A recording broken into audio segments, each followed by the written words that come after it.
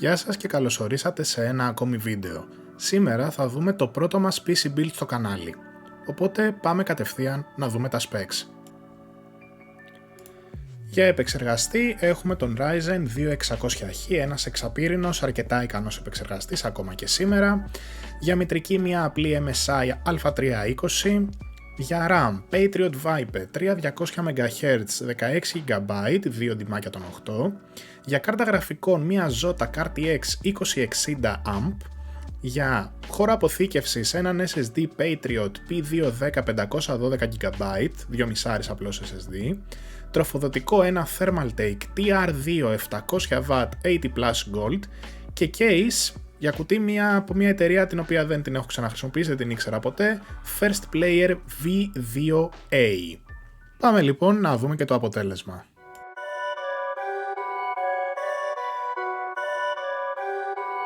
Perfect.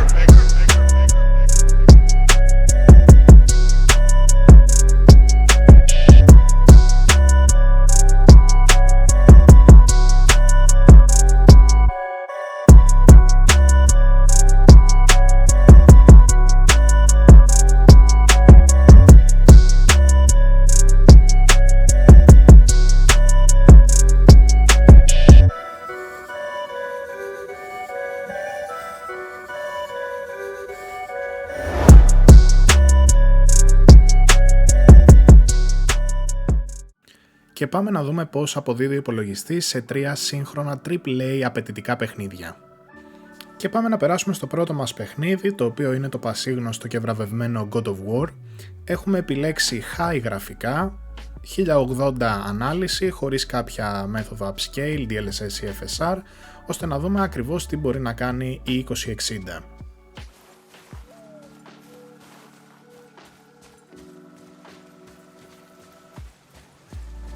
What did you find? Tracks. Not deer though. I'll keep looking. Η 2060 λοιπόν καταφέρνει να μας δώσει 79 FPS average με 1% low στα 63 και 0.1% low στα 49. Αυτό σημαίνει ότι το παιχνίδι μας παίζει άψογα, κάτι το οποίο φαίνεται και από την γραμμή του frame time που βλέπετε πάνω στο γράφημα. Mounting up? Your mother taught you well. Yeah.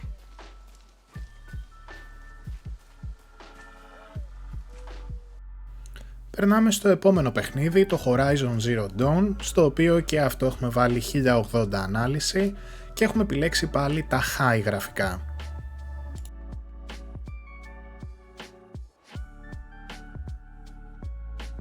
Εδώ η 2060 καταφέρνει 89 average FPS, 61% low και 40.1% low. Έχει αξία να σημειώσουμε βέβαια ότι σε αυτά τα παιχνίδια, επειδή οι χάρτες είναι τεράστιοι, τα average μπορεί να διαφέρουν ανάλογα σε ποιο σημείο του χάρτη βρισκόμαστε.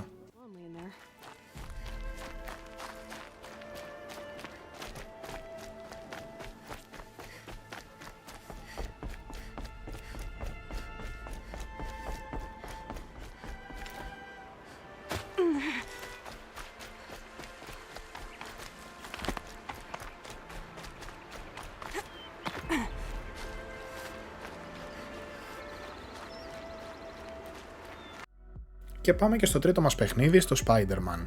Πάλι high γραφικά, 1080p ανάλυση. Εδώ θα παρατηρήσουμε ότι η κάρτα γραφικών μας 2060 δουλεύει στο 50 με 60% περίπου. Αυτό συμβαίνει διότι έχουμε CPU bottleneck. Το παιχνίδι αυτό είναι αρκετά βαρύ ως προς τη μεριά του CPU. Αυτό σημαίνει λοιπόν ότι το CPU μας εδώ πέρα μας κρατάει πίσω. Θα μπορούσαμε να έχουμε περισσότερα FPS αν είχαμε ένα καλύτερο CPU.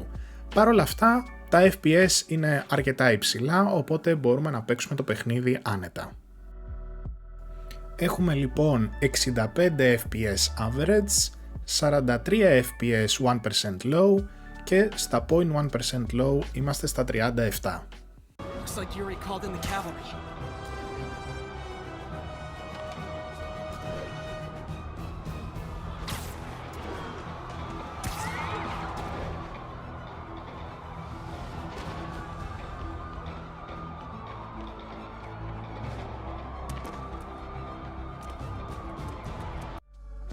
Αυτό λοιπόν ήταν το βίντεο, μια σύντομη παρουσίαση ενός υπολογιστή με επεξεργαστή τον 2600X και για κάρτα γραφικών την RTX 2060.